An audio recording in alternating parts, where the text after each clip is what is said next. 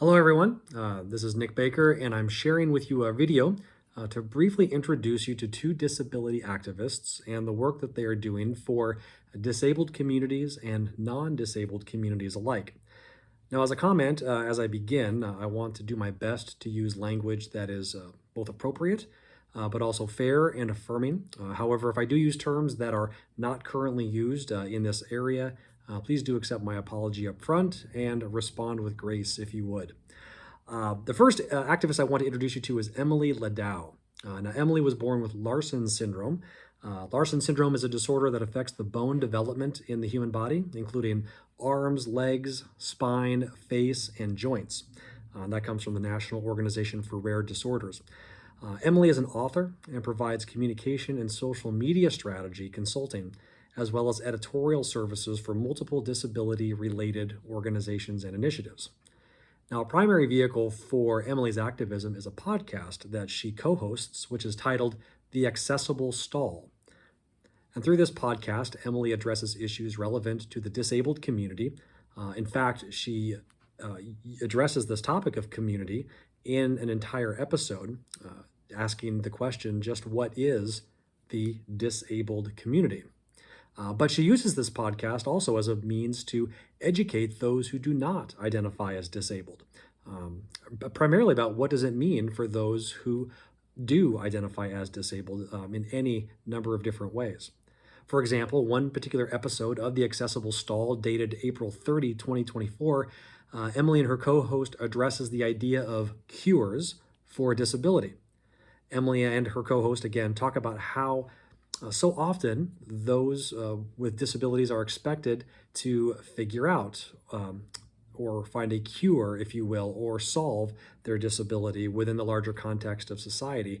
And rather, they state that the onus is not on the person with the disability, it's on society to, in their words, kind of get their act together and make it more accessible.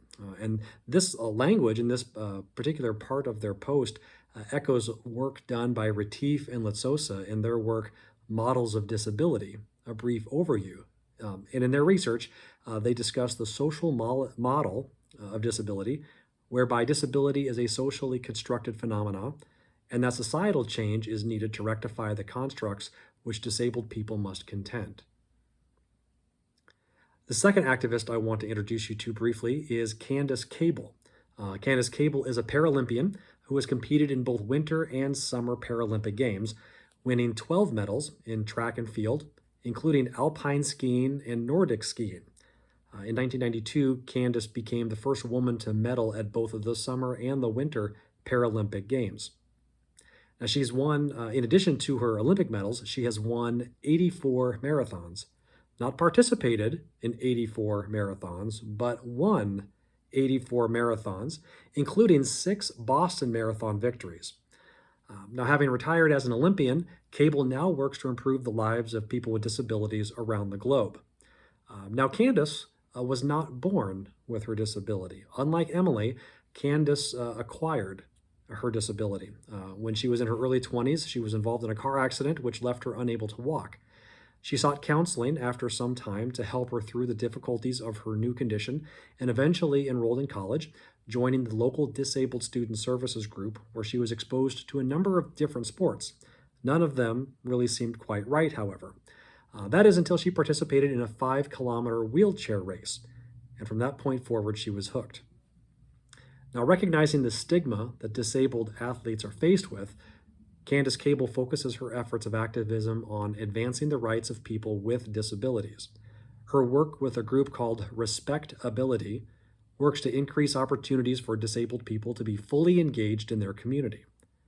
Now, Cable was also a trainer for the Open Doors organization throughout her career, which is a nonprofit that helps people with disabilities access the same opportunities for travel and tourism as those who are not disabled. In 2016, she co-founded Social Cohesion Resources, and this organization provides training programs for non-disabled people to help them understand the life experiences of people with disabilities. Now, both of these activists, both Emily and Candace, one born with a disability and the other having acquired her disability later in life, have worked to advance the rights of disabled people. But their work has not stopped there.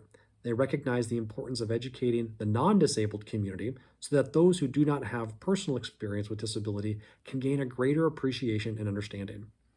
Above all, both of these activists work very hard to ensure that those who identify as disabled are not treated or counted among those who are less than. They are equally able to do so many different things, and they want to make sure that both the disabled community and the non-disabled community recognizes that. Thanks so much.